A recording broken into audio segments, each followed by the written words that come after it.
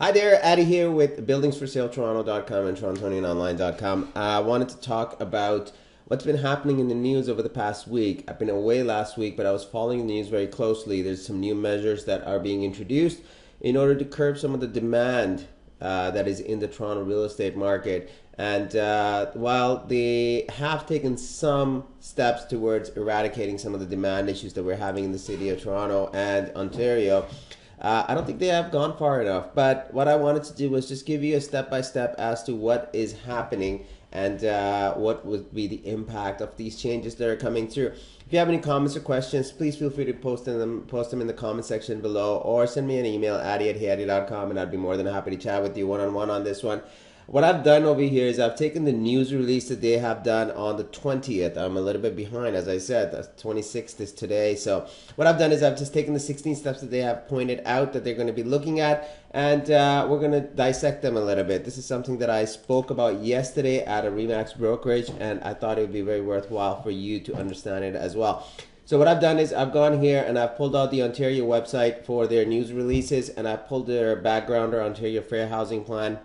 It was released on the 20th. So let's go through it. So actions to address demand for housing, and what are they doing? Introducing legislation that would, if passed, implement a new 15% non-resident speculation tax, NRST, on the prices of homes in the greater Horseshoe area. Now, what is the greater Horseshoe area? Here's a picture of what the greater Horseshoe area will look like. Orillia, Cortez, Peterborough, City of Peterborough, Northumberland, Durham, and going all the way to Niagara and across. So this is the Golden Horseshoe. That's what they're defining it as.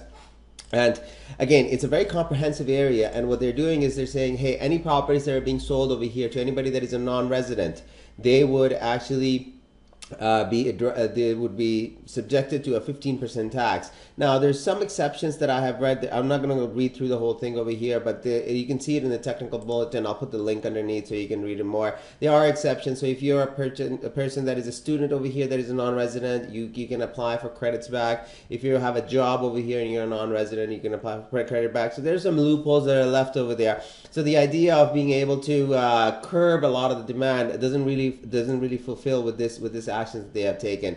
Next, they have expanded rent control on all private units in Ontario, including those built after 1991. I think that's a mistake, because you want to have, as much as it's a good thing that they're taking the year out, because that's what's causing a lot of the issues.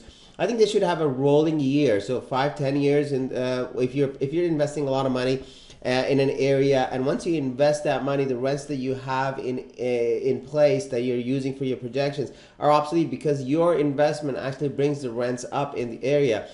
So the new developers that are developing this, they should be able to take advantage of that. So the first year, yeah, the rents are low, but as the property gets filled up, it becomes stabilized. You should be able to raise your rents a little bit more than what the initial property offering was. Because let's admit it, because anytime you have a new product that you're bringing into the market, you want to keep the prices low to entice people to come in, but you have a limited time offer. So that's sort of the issue that I have with it. Yeah, take out the 1991, but do leave some sort of years in there. So maybe 5 or 10 years instead of having 1991, which is well over 20. So have like a 10-year period where they have the option of changing the rents around. One of the things that you can do is you can exclude condos, but over here they're actually expanding the rent control. So it's an interesting way of trying to fix it, but I don't think it's going to go far enough. Next week, it will go far enough, but what I think is it's going to create another problem where you're not going to be able to get people to invest in developing. The government will introduce legislation that, if passed, strengthen the Real Estate Tendencies Act to further protect tenants and ensure predictability for landlords. What this means, we don't know. We don't know at this moment in time. We do know that there are some issues in the Residential Tenancies Act where people, one, it's underfunded. Two, there's tenants that are able to take advantage of the loopholes and are able to prolong any eviction notices, and now they're actually saying tightening up provisions for landlord own use evictions. It's going to be interesting to see. I'll be really curious to see what happens. This is going to hurt the from the landlord's perspective, because the Residential Tenancies Act is very focused on tenant already, and having more controls being put in place is going to hurt the landlord's ability to go out and actually prosecute anybody that is really a bad tenant. Not all landlords out there are bad, not all tenants out there are bad, but from what I have seen, when you have professional tenants that you're dealing with, it is really, really hard to get them evicted. Establishing a program to leverage the value of surplus provincial land assets across the province to develop a mix of market housing, new, permanent, sustainable, and affordable housing supply. This would definitely help with the vacancy rates that we're seeing currently under 1% in Toronto. Again, it all depends on where the land assets are. Once they have identified which land assets, they have the West Don lands, 27 Grosvenor, 26 Grenville, and there's a couple of other sites. There's some sites around Stadium, there's some sites around Winchester, so there's other sites that are available that they will be looking at to see if they can actually build more rentals over there. But it will take a little bit of time. So this is something that's going to take probably 5 to 10 years for it to be developed. In the meantime, there is going to be a bit of a crunch because we are seeing a huge influx of immigration taking place.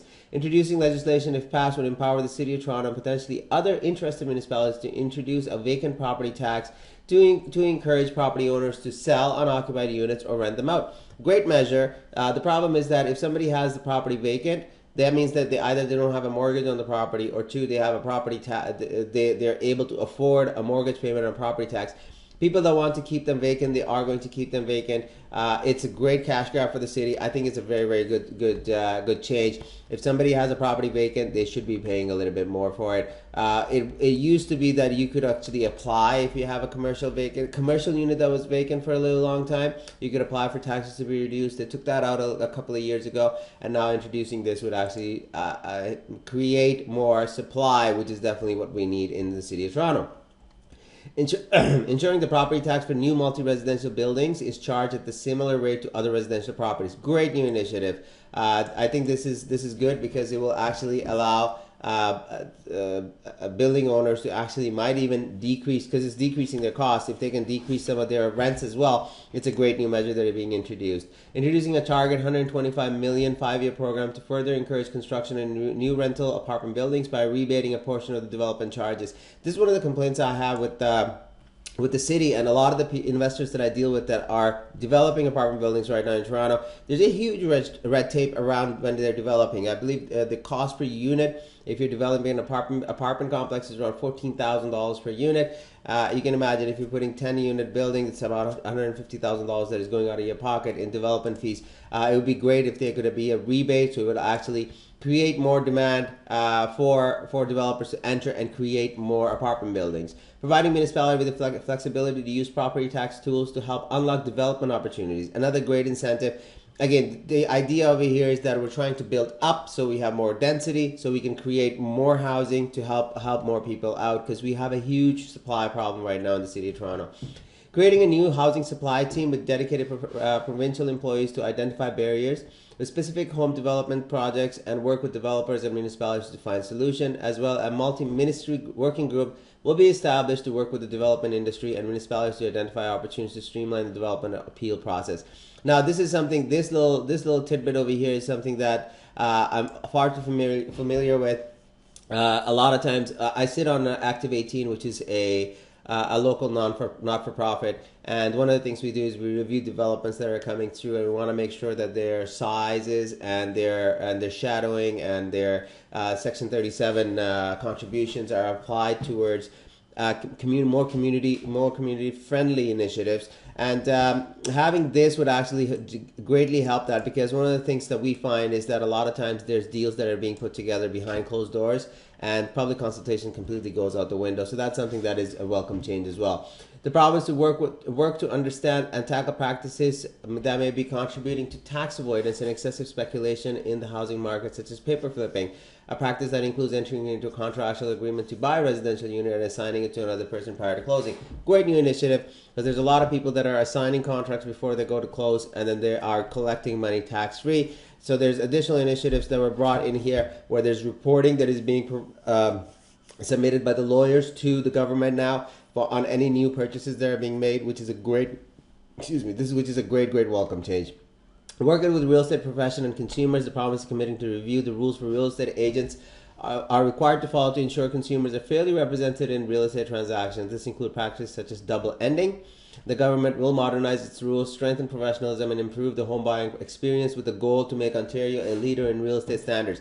Great new initiative. Well, this is hinting to us too, because REBA, Real Estate and Business Brokers Act of 2002, is going to go under review. What that means, we as agents have an option right now where we can represent multiple parties. So we can represent the buyer and a seller in the single transaction. What it's hinting towards is that might be taken out. There are some questions that I have in regards to it, and two of the namely ones is if I'm representing buyer A and somebody that works in my brokerage, so I work at Cityscape, and they're representing seller, they're representing the seller. Technically, because we both work for the same brokerage, it is still considered dual agency or dual representation. So that's something that I'd like to get clarification on. Again, this is all going to become clear afterwards. And the other thing is we work with a lot of exclusives, so where our sellers actually hire us to go out and sell their property, and we're the only person that is at the table, and we go out and we find buyers. So it'll be interesting to see how they're going to address those. A lot of times what we do right now is we offer our clients, we offer our clients the ability to go and have their contracts reviewed with their lawyer and get independent legal advice to make sure that they are very well protected. As much as we want to protect them, we're not lawyers, and our advice is not legal advice. So we provide them with an option so they can go and get legal advice. So that will be another interesting aspect I'd like to get some more clarification on. I will keep you posted as those information becomes available. Next, we have establishing a home advisory group, which will meet quarterly to provide government with ongoing advice about the state of housing market and discuss impacts and measures of the fair housing plan and any additional steps that are needed. Great new initiative. We need more reporting going from top to bottom. From bottom to top, because right now all we're seeing is that people that are making the decisions, they have no clue on what's going on at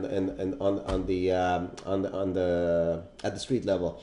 Educating consumer on their rights, particularly on the issue of one real estate professional representing more than one party in the real estate transaction. So this is alluding back to dual representation. I think it's a great thing. Get rid of the dual representations. Lawyers aren't allowed to do it. Agents shouldn't be allowed to do it either.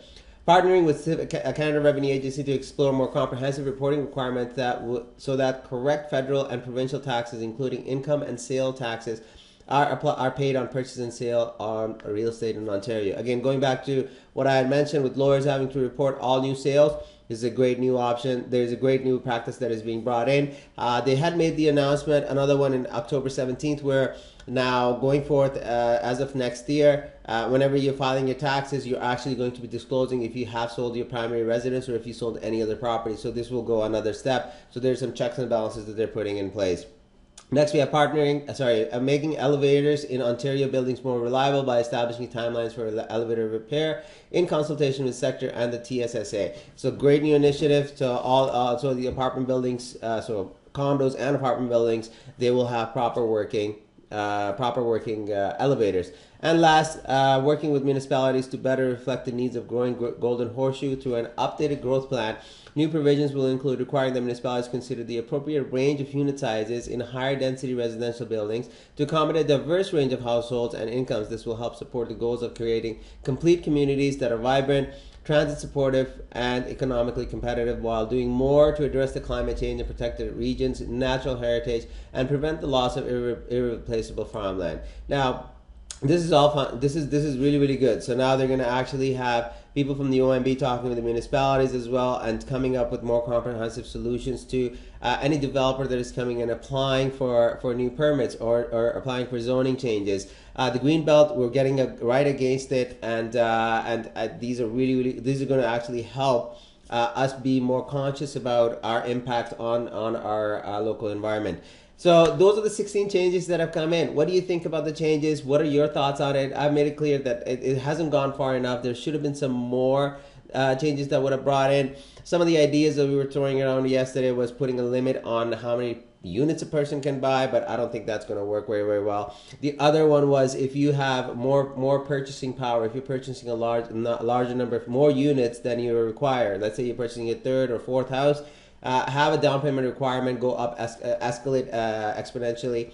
so that now you have more properties that are becoming available for other consumers. Again, those are all the ideas that were being thrown around in our meeting yesterday. What are your thoughts? We'd love to hear what you have to say. 877-439-2339, Addy at heyaddy.com. Take care, and I will talk to you soon.